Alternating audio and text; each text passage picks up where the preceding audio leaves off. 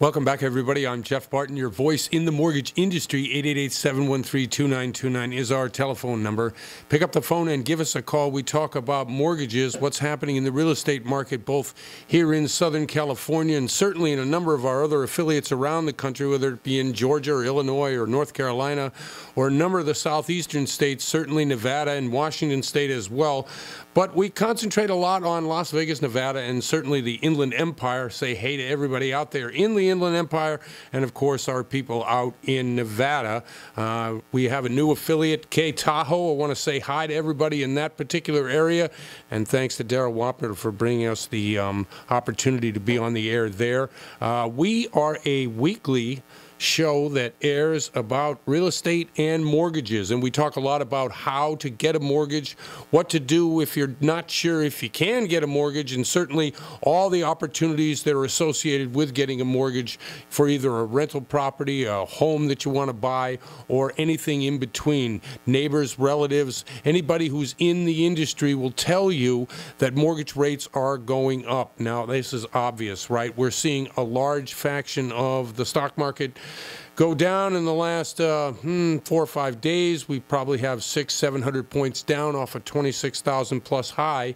The reason that is because everybody is worried about two things. One, the main thing, of course, is the interest rates rising, and the interest rates are rising. Mortgage interest rates are now at 4.25% for 30-year fixed loans. So if you're out there and you've been used to these 3.5%, 3.25% loans, you must know by now, and please understand, this is nothing to do with you, or this is nothing to do with anything other than the economy's doing better. Inflation, that's the other thing that's the issue, right? It's either inflation or the interest rates are rising, and that's why the stock market got killed, which means that also the bond market, which prices in what we're doing here in the mortgage industry, i.e. the rate that you're going to receive is tightly tied to the 10-year mortgage, 10-year bond, and that bond has been getting killed, i.e. the inflation. When inflation happens, people look around for the best investment vehicle, and a lot of that time it is not U.S. Treasuries. U.S. Treasuries do well when, of course, there is some problems in the economy, there's negative growth, people are looking for safe haven for their money, but in times where you are seeing inflation in a number of different industries, pick an industry, certainly real estate. Let's talk about that because that's what we do here. The real estate prices have gone up significantly. In Las Vegas, for instance, and talking about Nevada, the interest rates have, not the interest rates, but the increase in the price of a home went up 13% last year. In Tahoe, very similar numbers because that's a vacation town, as everyone knows, and what goes on up in Tahoe, either side of the line, whether it's in California or in Nevada, what you see there is prices are going up. I'm going to have occasion to get out to Tahoe in the summertime. We do a Ragnar race out there, which is a 24-hour running race. So I have occasion to visit out there, and we'll take a look at both the home prices and mortgage interest rates in the area all along the way. And again, I'm very happy that that particular affiliate is with us. But if we're looking at an overall market, the stock market itself is doing poorly because obviously the bonds are getting killed, so that means the yield has to go up. When the yield goes up, that's trying to draw people back to buying 10-year treasuries. And let's face it, we fund the United States of America on borrowed money, i.e. we sell debt. The debt is, we're going to pay you more money in a few years versus what you're going to give us right now. And usually treasuries, and they've been selling at what, 2.5%. Well, if you're looking at 2.7% treasury yield today, that's telling you that the money that you're going to be spending is going to cost you more if the U.S. government. So people are taking a flight to other things in terms of trying to figure out what's the best way to make money in this particular market. Again, I'm Jeff Barton. We talk about these things because they're important to you and understand at a fundamental level as well as what is specifically going on in your neighborhood. The real estate market in the Inland Empire. Let's talk about that for a second. It has been going up steadily, 6-7% a year for the last 4 or 5 years. So what does this mean? This means unless we have interest rates go up, the demand for housing is going to soar. Well, one interesting side note, the overall, let me see if I can get it here. The overall look at the industry market, not the industry, the real estate market here in Southern California says that we are looking at an increase over the last year of 6 to 7%. Why that's important is because that is really an unsustainable thing. If you look 10 years out, you're going to be doubling real estate prices, and nobody can afford that. Millennials have added to the market recently, and there's about 34 to 36% of millennials now in the housing market, which is a big jump over the last 5 years, if you're looking at 5 years ago versus today. So because of the demand on housing, interest rates have to go up in order to cool off the market. I know you don't want to hear that, but it's going to cost you more, i.e. less people will be looking, i.e. maybe the real estate prices will cool off, and that's a good thing. If we're looking at 3 to 4% in the market in terms of raising prices every year, that's something that is sustainable. 6 to 7%, no. And certainly the 13% I mentioned out in Vegas, absolutely not. It is impossible to sustain that because those are the type of levels. And by the way, I heard from Doom and Gloom guy today. Unbelievable. He came to me, he said, hey, listen, I told you. And this is, of course, when the stock market went down another 300 points. Well, the stock market being in historic levels of almost 27,000. I told him, I said, you know, the stock market really needs to come down about 10,000 points. Now, all this paper money that's been accrued, yes, I understand it would be a horrible thing, but that's another area that we're looking at in terms of can we sustain this unbridled growth of 20 to 25% since we had last year, obviously Trump's first year in office. I don't think so. I think you will hit 30,000, but I don't know if that's a good thing for the actual economy. The reason I say that is because it was predicted, about 10 to 15 years ago that we were in the third largest mega boom in terms of the market ever recorded in history in terms of percentages and also the actual numbers of growth.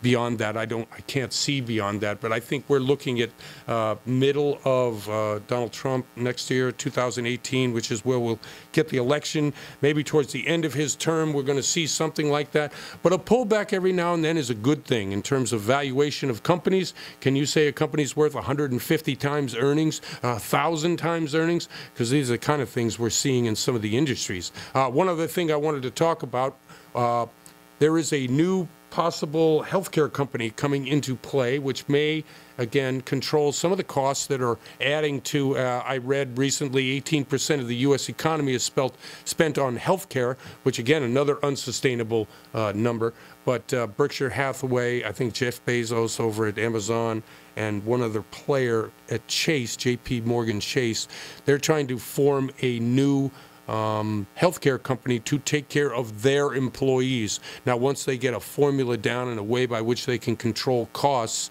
without a profit incentive, I think at that point they probably expand it to other people and allow other people to come in. That's a good thing. Obviously, it's not going to come to fruition tomorrow, and we're not going to see prices affected in the healthcare industry right away.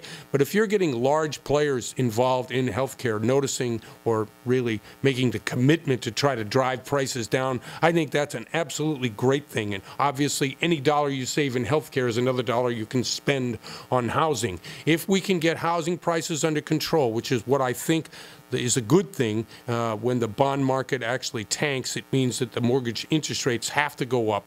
The mortgage interest rates have to go up because they're closely tied to that bond yield. And so if the bond yield has to go up, well, obviously people have to make money somewhere. Mortgage-backed securities are the way to do that. We have, I don't know, $54 trillion in real estate debt in the United States. I think we take on, I don't know, how many, somebody was telling me it was about $1 trillion in unsecured debt out there, which of course is your car loan. Well, I guess that's secured with your car, but college notes are about $1 trillion. There's a lot of debt out there in the market, but if you have debt and you can't increase the yield on that debt, you can't sell it. So one of the things about, again, raising the mortgage interest rates is you're going to have more of a product to sell mortgage-backed securities. Thus, you're going to stall out a little bit of the real estate market maybe this spring and this summer.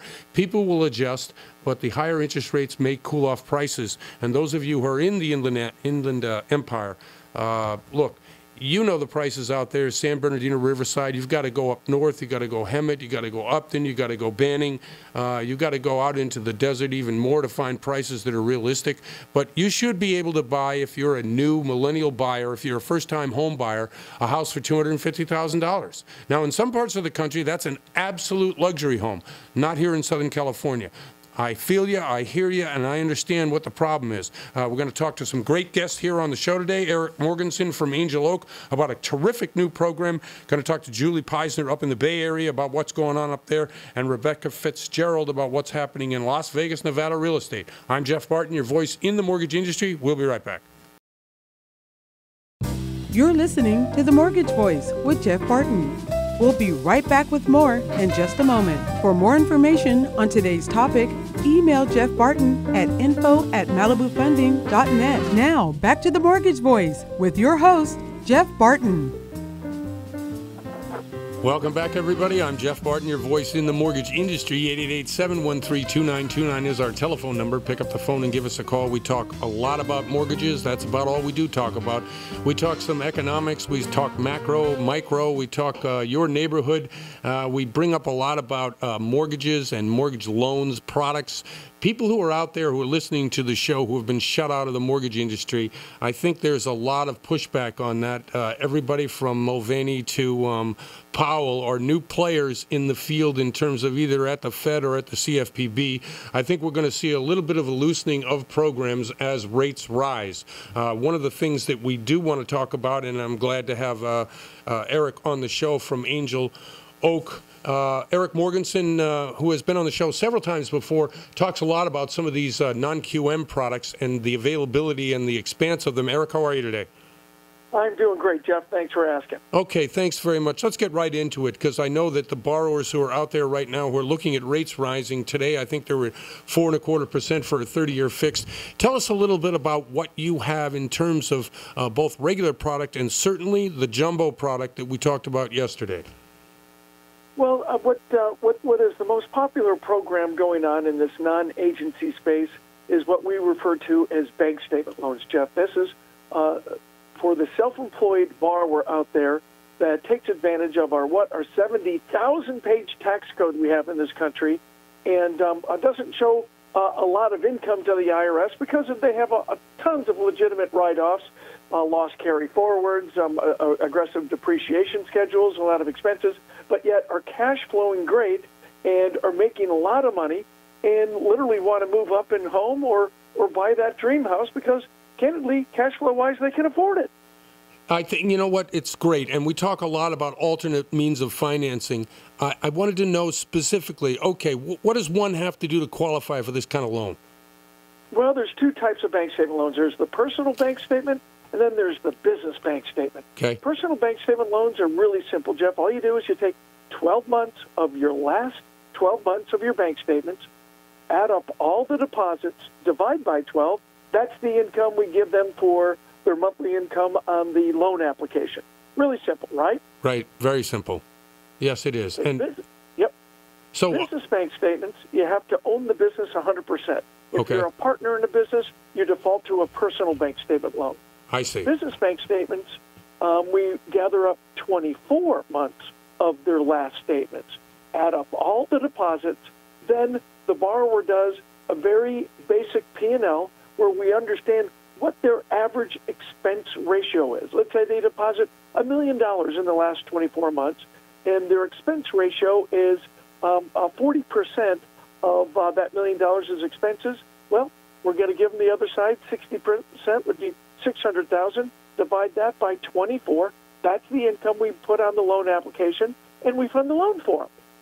Very simple. Sounds like something that a lot of people would be interested in, especially if you're looking specifically at equity in the property as the primary driver for the loan, as well as obviously the income. Well, yes, the borrower absolutely has skin in the game, but these loans will go to 90%. There's no mortgage insurance for $2.5 million on personal or business bank statement. 90% loan to value. That's aggressive. That's very aggressive. Now, with these loans, you guys hold on to these loans and you service them yourselves until they come to term? Indeed, we do. Yes, sir. Okay, very good. And what are the terms of the general loans that you're doing? That's a great question. You can do a 5-1 arm, so it's fixed for 5 years, then it adjusts for the remaining 25 years. You can do a 7-1 arm where it's fixed for 7 years and then adjusts, or you can do 30-year fixed. A 30-year fixed bank statement loan does add a half a point to the interest rate of the loan. Or you can even do an interest only, where the payments are very low, and self-employed people a lot of them love cash flow, and they don't want to put a lot of money into their mortgage. They'd rather use it for business purposes. You know, Eric, I talk to a lot of people in the business, as you do, and we're in the business, been in it a long time. I have met more doom and gloomers in the last 6 months than I had in the previous 8 or 9 years when people were recovering. What do you say to those people who are looking at either the economy or the type of loans that these are and are worried or concerned or, chicken littling it all the time about the sky falling? Well, that's a great question, Jeff. Those chicken little folks out there are just ill-informed because they don't know literally what the lending environment truly constitutes today. The Frank-Dodd Act that passed in haste, but it's got a lot of provisions in it, and one of them is called the ATR provision, or the ability to repay. You see, it's against the law for a lender to put somebody into an owner-occupied property with a loan that the borrower does not have the ability to repay. Right. So with that said, all of these bank statement loans are ATR compliant. We verify that they have the chops to be able to repay these loans. Now, Congress only cares about home preservation on owner-occupied properties. If it is an investment property, Congress doesn't care if somebody gets their investment property foreclosed upon. And like I say that tongue-in-cheek, but of course, that's not their main concern. It is primary residences that they never want to repeat the meltdown in years past. What do you think, and maybe you're up on this as well, the expansion of the ability to repay rule? They are talking about it at CFPB now, and early guidelines and relaxing of some of the requirements of the ability to repay. What do you think about that? I think it's interesting that it all depends on, literally, we are character underwriting these files, meaning we want to understand the entire story behind the borrower. We want to understand if they've had in these bank statement loans, we're okay if they've had a foreclosure or a bankruptcy within inside the last 4, even 2 years ago. Listen, credit is not the main indicator on loan performance. Yep, the past does not equal the future, and there's a lot of folks out there that had some credit blemishes. However, they absolutely have the chops to repay a loan, and money center banks, even Quicken, will make a borrower on a jumbo loan wait 7 years before they requalify for another loan. Right. We think that's silly. Well, I think so too, and I think going to the trending credit report rather than the static credit report has always been a progressive way to look at how somebody is currently doing as opposed to what they did 5 or 6 years ago. I agree. Let me ask you a couple more questions about the loan products themselves. These products being, 5, 7, 10 year, and when they roll over, what happens when they roll over? Are they fixed to the LIBOR, or is it some other index that they're using? That's exactly right. It's a 1-year LIBOR, and whatever LIBOR is doing, there are margins baked into these. So the margin is 4%. So it will never go below 4, even if interest rates are inverted again.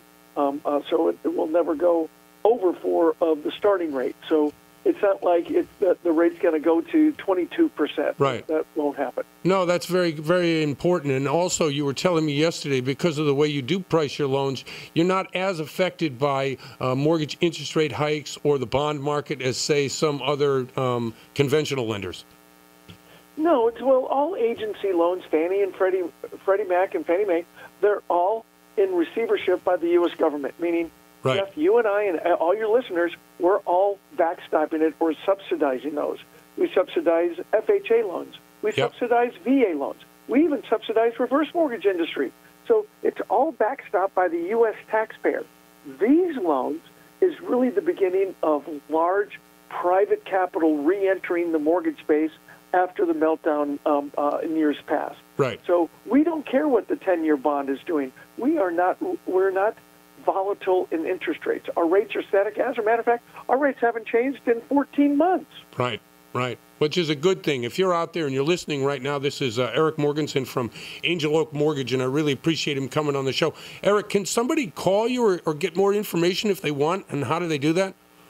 Certainly. My phone number is 949-554-5000. It's 949-554-5000, or eric.morganson@angeloakms.com, or they can get in touch with you at Malibu, Absolutely. a great client of ours, and we can go from there. Absolutely. And I think as we get higher interest rates coming and more people wanting to enter this non-QM space, there is even talk of expanding what is QM versus non-QM, which I think is a good thing. Get some of these more, aggressive loans insured would be a terrific thing for the borrower and for the lender.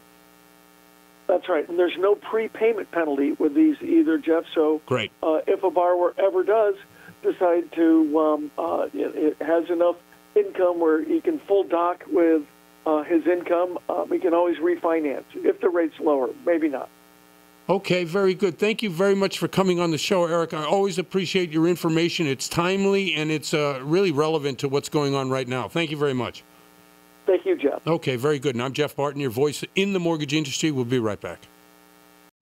You're listening to The Mortgage Voice with Jeff Barton. We'll be right back with more in just a moment. For questions or comments, send emails to info@malibufunding.net. Now, back to The Mortgage Voice with your host, Jeff Barton.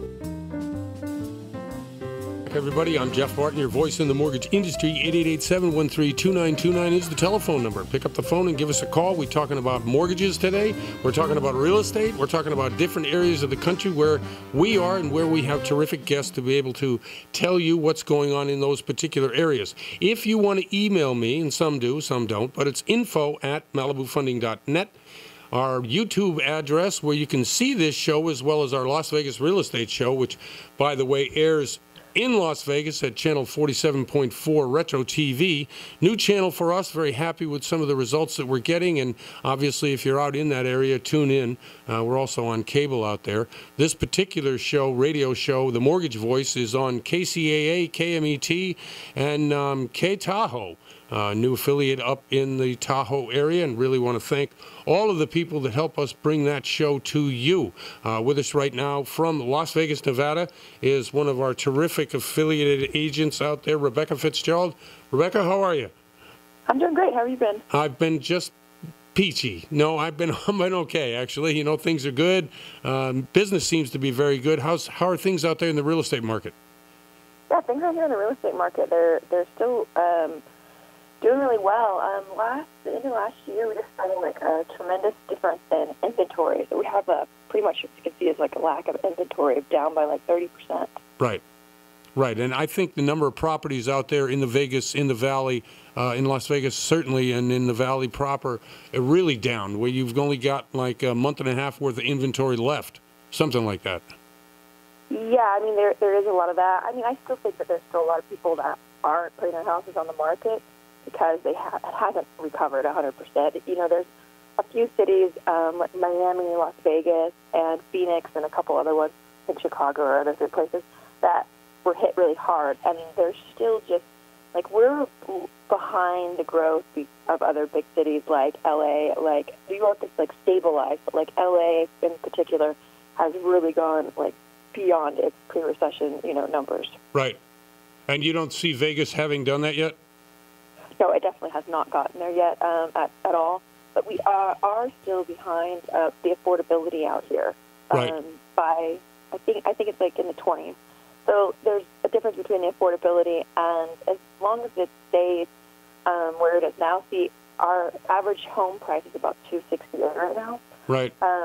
If the other factors like interest rates and things stay the same, the affordability for us should be in the mid-300s. I see. Haven't quite gotten there yet. I see. So basically, you're finding that people who are buying out there can afford it, but the regular housing prices haven't really come back to where they were. What were the housing prices before the crash of 2008? I don't know. I can't tell you the average home prices because I didn't do real estate back then. But I just know right now we're still about 30% down from where they were in the past. I see. Very good. And in terms of opportunity, what kind of opportunity? Obviously, being an investor-type city where you have probably 40% or more of the market as outside investors coming into Las Vegas, where is that? What's that?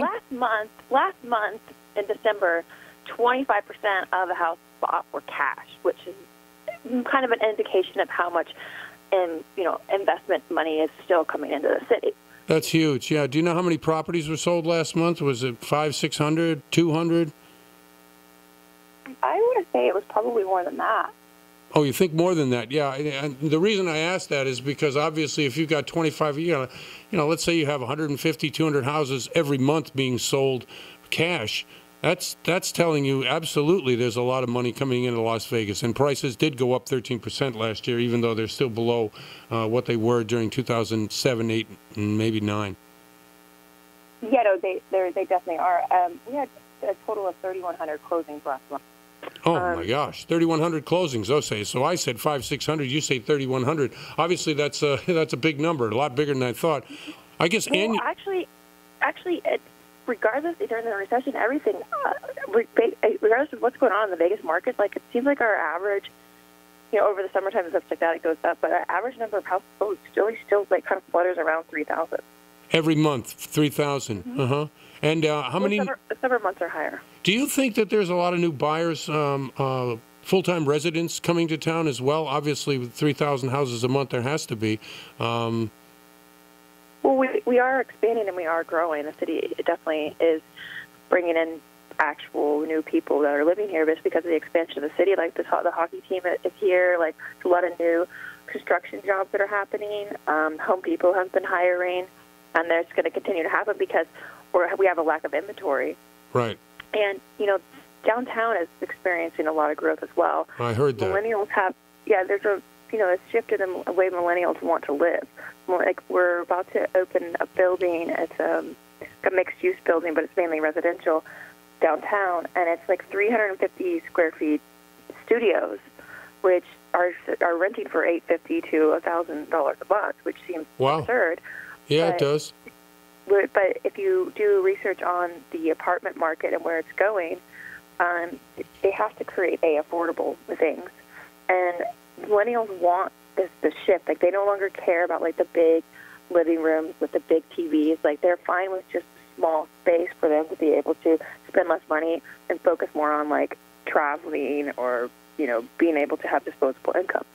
It's funny you say that, the trends of different generations and how they want to live. I know that, let's say you're coming out of the 50s and you're looking for the big living room, and then it switched into the kitchens and drains are either through the zoning or whatever the guidelines of the city are that you have to build a certain amount of space, garage space, and all this other stuff. Vegas is one of those markets I think that could also benefit from that, whether it's living closer to the Strip, higher rises, tighter density. Well, downtown, we're building a metro system that's going to start from downtown. That's going to span the length of the city. That's another thing that we're getting away from is people having cars, which is going to be more and more of a trend. People are going to want to live closer to the center of town and where the public transportation is. And that's another reason, while millennials and people like that would prefer the smaller spaces, because of the social norms now of wanting to have less space and be less wasteful and recycling and different things like that. People just kind of are downsizing in their life, feeling more free and whatnot. Oh, I agree. And the transportation to the new football stadium is all going to be public transportation, right? Nobody's going to really drive there. I don't think a lot of people are going to drive there in general, just because I feel like there's going to be a lot of people that are from out of town. But yeah, they are working on a joint use. They just approved that they're going to have the NC. We're going to be sharing with the stadium with UNLV. Right. And they're working on some sort of transportation system because we don't even have enough parking at the That's stadium. what I was thinking, right. Obviously, most of the people who are going to come see the Raiders, you're going to get a lot of locals, but you're going to get a lot of out-of-towners, too, staying at the hotels. So they need a way to get these massive amount of people to the stadium. What's it going to hold, 65,000, something like that? The stadium, I would assume, would hold almost 100,000. Oh, you think 100,000? Well, that's a big number. Obviously, moving those kind of people around down Las Vegas Boulevard or up the 15 is not going to really work. Although I don't even know if, although, I guess, you know what? Vegas has got 2.5 million people. Maybe they could get, 16 games or 8 games a year with which you could fill it up to $100,000. I mean, I believe that our city is definitely able to sustain another team. I go to a lot of the hockey games, and right. You can see, and we're a new team, so we can see every single week that there's more and more people becoming Vegas Knights fans. So right. There's already a huge population of Raiders fans. In Vegas, absolutely. Hey, you know what? We're up against the clock. Can you shout out your phone number in case somebody listening to the show wants a terrific real estate agent out in the Vegas area? Yeah, my area code is 512-923-3489. Excellent. And we'll be coming out to do another shooting of the Las Vegas Real Estate Show, I believe, on the 13th. So if you're available, love to have you on the show. Yeah, I'm around. All right, cool. Thank you very much. And this is Rebecca Fitzgerald, great real estate agent out in the Vegas area. Give her a call. And I'm Jeff Barton, your voice in the mortgage industry. We'll be right back. You're listening to The Mortgage Voice with Jeff Barton. We'll be right back with more in just a moment. For more information on today's topic, email Jeff Barton at info@malibufunding.net. Now, back to The Mortgage Voice with your host, Jeff Barton. Welcome back, everybody. I'm Jeff Barton, your voice in the mortgage industry. 888-713-2929 is the telephone number. Obviously, you can pick up that phone. You can email us, info@malibufunding.net. We are on Facebook. If you go to Facebook, type in Home Loans, Malibu Funding Inc., and we pop right up. You know, we have had an explosion on our website and on our Facebook page because of the boosting that we're doing to a number of these shows, which we are sending out 30-second clips to a lot of our listeners as well as those who visit our social media. So we're getting a lot more attention, a lot more people watching the show or at least paying attention to the shows on the air. Really appreciate anybody and everybody listening to the show weekly basis. If you'd like to see us on YouTube, go to YouTube and look at Financing Mortgage, one word, and that's our YouTube channel, and you can pop up. You could see what we're doing here right now, which is to record this show for YouTube and a number of other outlets, themortgagevoice.com, and certainly over to our other outlet, which I believe is KMET. They also show this on their particular website, which is an affiliate of ours that we have out in the Inland Empire. And hi to everybody out there. Really appreciate Bill, who bent over backwards to help us retain this listening audience by remaining on the station, as well as KMET, KCAA, and the Roadrunner. I believe we're still on the Roadrunner, Daryl? Yes, we are still on the Roadrunner, and that's a great internet source for us, as well as K-Tahoe, a new affiliate that we have up in Tahoe, Nevada. Is that right, Daryl? It's in Lake Tahoe area, in general. So the Great. Station itself is in South Lake Tahoe, which is California, but it covers California and Nevada. Excellent. Thank you very much. And Daryl, of course, is the recording engineer. We ask him to jump in each and every week to help us both through the segment and also to give us his, 35, 40 years plus experience, both as a business owner and as a radio a station owner, but also as just a great guy, I mean, and anyway, I really appreciate it. I want to go through some of the news to use section. And by the way, Arby Abramian, who's been on the show for years, who's no longer, he's gone to a different locale to do both his mortgage and his radio. I really want to thank him for the work he's done for us. Want to have him back on next week just to catch up with him and also ask him about where he thinks some of the mortgage industry questions will lead us, i.e. how high can the rates go? Are we going to see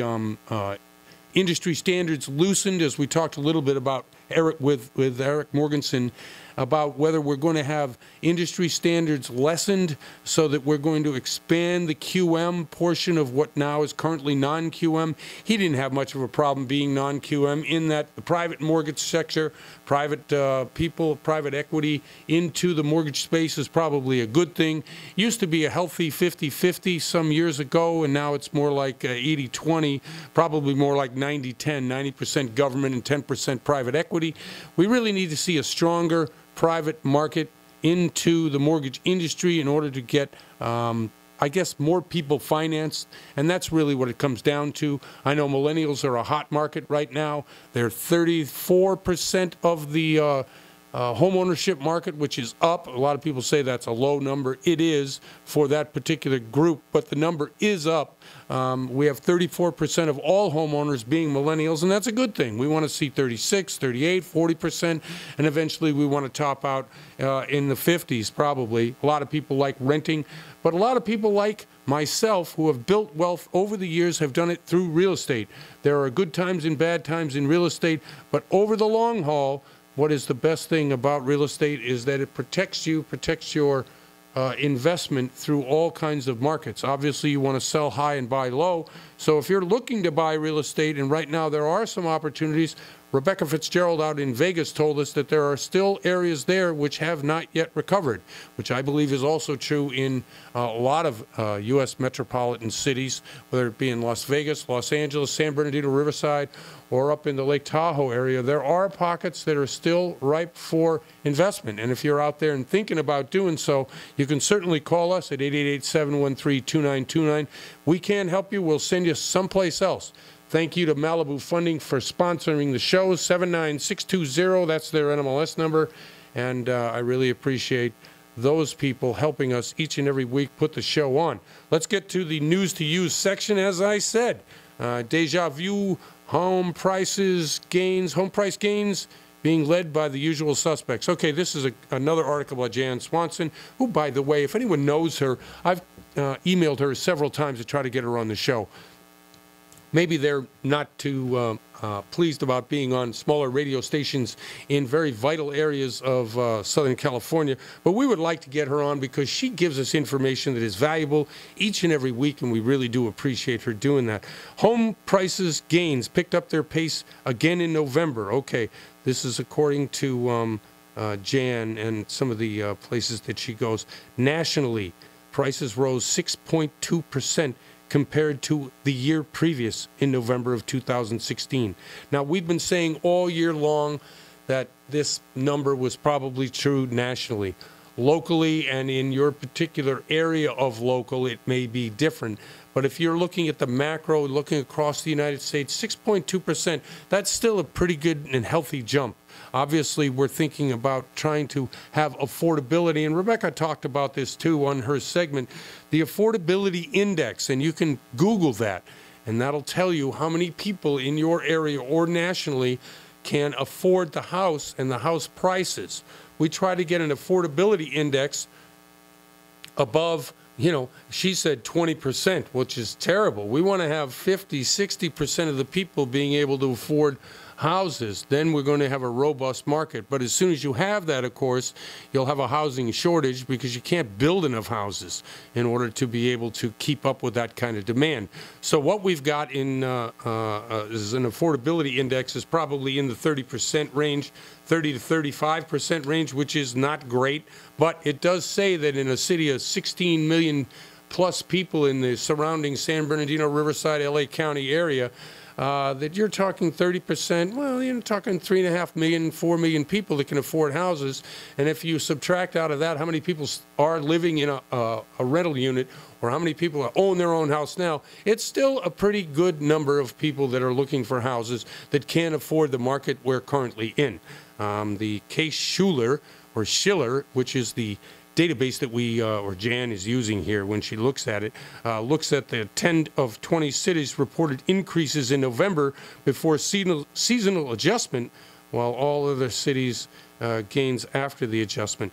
San Francisco, Seattle, and Las Vegas had the highest year-over gains of the 20 cities, 12.7% average of those three cities. Now, that's what I said previously. I thought it was 13.2, but that could have been an anomaly in like an October or a September number.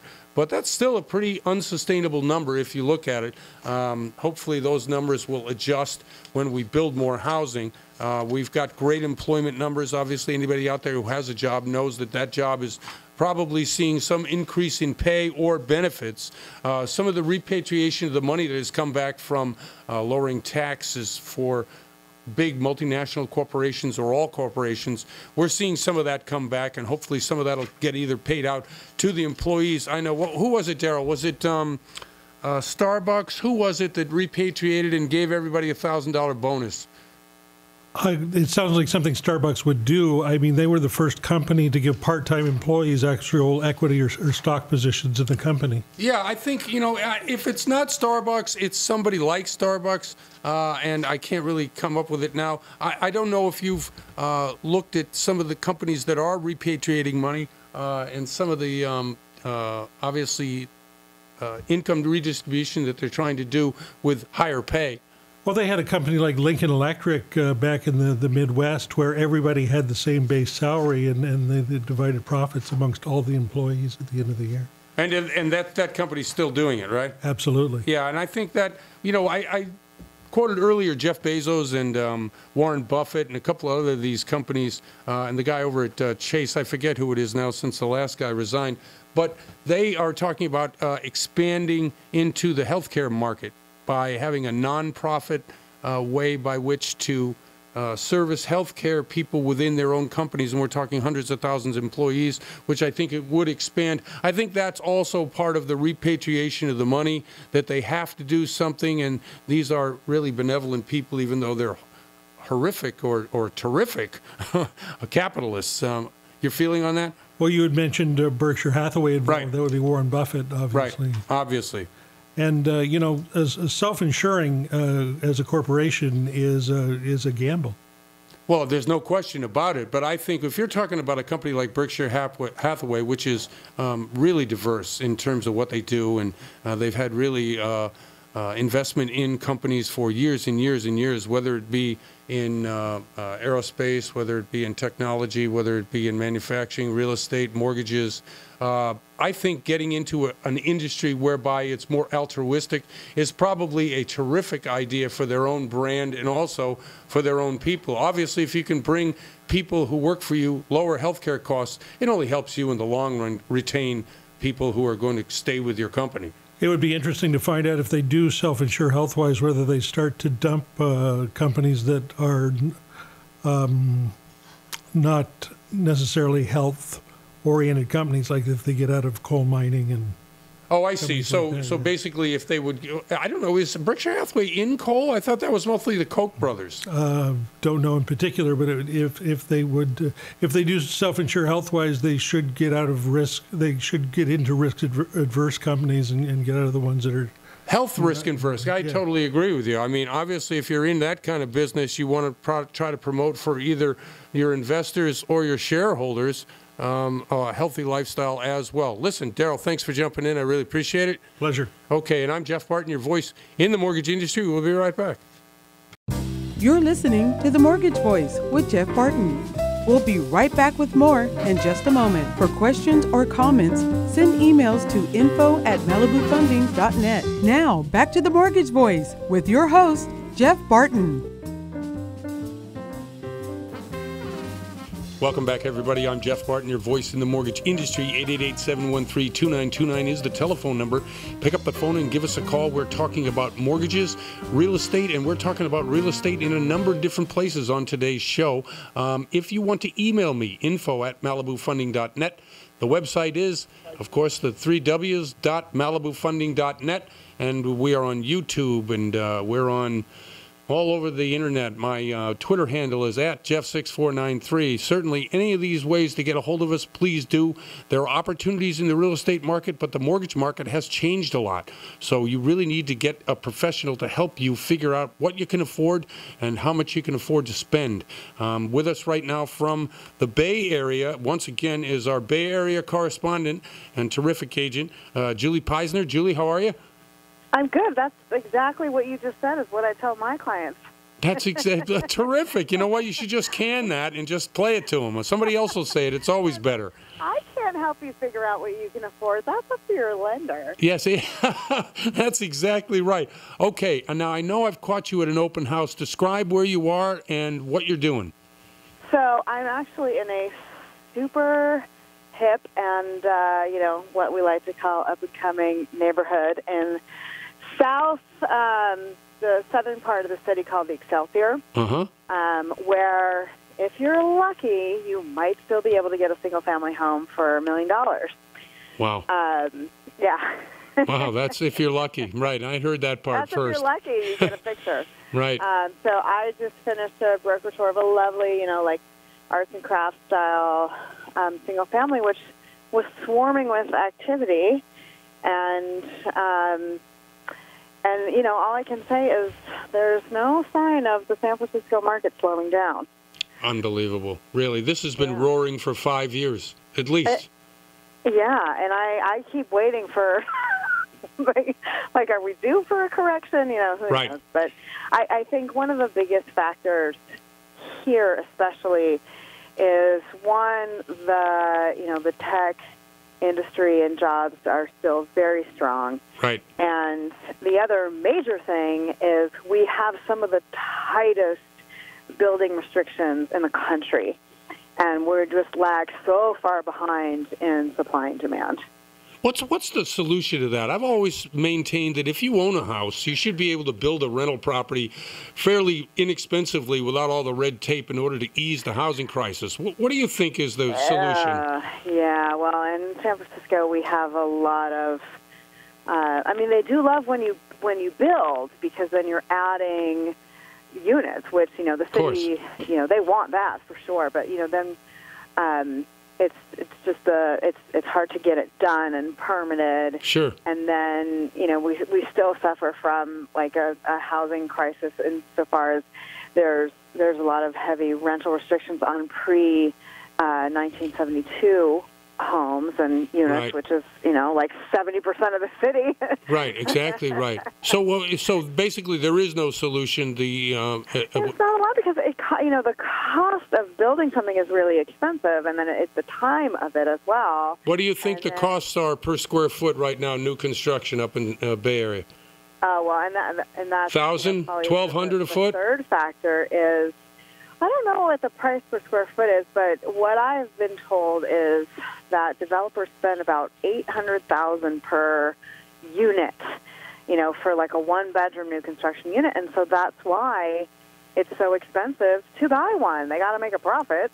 Wow, $800,000 for a one-bedroom condo to build. And I think the solution is, and this is where the big, and this is more of a localized problem. Sure. Is the solution is building a lot more high-density housing in the areas, that like the super transit-friendly areas leading to downtown and things like that.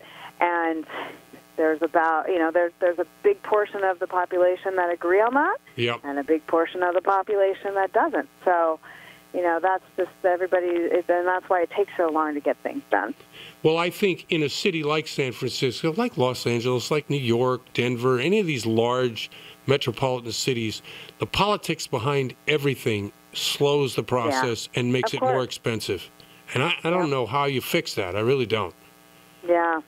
It's right? It's really hard. It's just really hard. And what happens is that, especially right now, we're looking at we have a possible housing bubble in certain areas of the country. San Francisco was one that was named.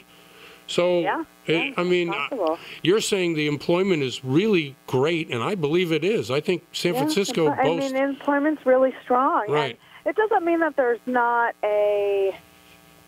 I wouldn't even call it a bubble per se, but there are definitely areas. In fact, I just came from a client's house the other day where they had bought the place 2 years ago, and I was trying to assess the value from them, and I looked at them like, I don't think you guys are going to make any money if that's what you were expecting, right. Because they were in an area which happens to have a lot of inventory. And so in those, and, there are a few neighborhoods, but right. there are some where there's a lot of new construction and there is more inventory, but it's all at the high end. And so those properties, that area is slowing down a little bit because they're already at $1,200, $1,300 a square foot. Right. Right. Where can it go? And I think the dilution, once you start building high density, is only going to hurt those people, obviously, who own homes, because they're going to see there either a flatness or a decline in the value of their own property. So, they don't want to see that at all, especially if they overpaid to begin with. Yeah. And another problem is and I have several clients that are in the situation where they have a home, they bought it many years ago, they're sitting on a ton of equity, but they have no place to go. Because once they sell, they become a buyer. Right, or a renter or something that's, less favorable to their pocketbook. And becoming a buyer in this market is not easy. No, it isn't. Okay, so, Julie, could you shout out your phone number? I know there's a lot of people listening to the show. And by the way, we're also up in Tahoe now, as well as our 3 affiliates in Las Vegas. So the show has expanded quite a bit. Great. Could you shout out your phone number so if people want a great agent up there? 415-823-0824. You can text me anytime. And, Julie, you work for? I'm at Keller Williams now. I knew that. You see, I was going to say the P word, but I didn't. I just backed off. I said, I know she's at a new company. Well, Keller Williams is a terrific company, and I hope you like it over there. Yeah, and we're all over the place. And Great. I might have mentioned this before, but my business partner is also a general contractor. Oh. So we do a lot of the work for our clients when they fix up their places to sell. No, that's excellent. I think the idea of finding someone in the business who can help you or multitask, let's use a millennial word. Do it all. You know what I mean? It just makes the process easier. Once you trust your agent, Exactly, and in this market, it's really hard to find a contractor who doesn't have a 6 months to a year wait list. It's awful. I was just notified 2 days ago that I had to re-inspect my septic system for the city where I live, and as part of our ongoing, maintenance of whatever we have. But again, I tried to call a sub up to get him out there to do it. Same thing. Oh, I got a 2-3 month wait. I can't get out there till March, April, maybe. For a little job like that, it's exactly. not worth it. Hey, for a $400 job, I'm like, you got to be kidding me. I got to wait all this time. Yeah, well, they weren't kidding you. So I suppose, and building materials. What are building materials now? Have they really gone through the roof as well? Yeah, they're not cheap, and that's why you have to have a very reputable, very seasoned contractor who knows what they're doing, because you can go to the wrong place and spend too much money. Well, absolutely right. And trust in that business. I know when someone says this is what it's going to cost, I believe towards the end you're going to get an increase of 10 to 20% on the price. That's just normal, right? I mean, that's kind of how it is. You need somebody to trust in that business. I've been in construction my whole life. It's amazing how people get taken. I hate it. Yeah, exactly. Well, listen, I do appreciate you coming once again on the show. Do you have any parting words for us? A good bit of advice for a buyer up in your area? Well, there's never a perfect time to do anything. But if you're interested and you have a good mortgage broker. Yeah, there you go. Thank you. That's a good plug. I hope you meant me. I mean, that's, and actually, my big plug is Spring. Right. Spring has the most inventory. So, now's the time to see the most inventory available. And, I'm not saying you're going to get a screaming deal on anything, but this is a good time to look. And rates are low, right? Rates are low, although they are rising. So the reason to do it now is there's no better reason. Exactly. Julie Peisner from Keller Williams, thank you very much for being on the show. Thanks, Jeff. Okay, thank you very much. And I'm Jeff Barton, your voice in the mortgage industry. We'll see you next time. You're listening to The Mortgage Voice with Jeff Barton. For more on today's topic, visit www.malibufunding.net.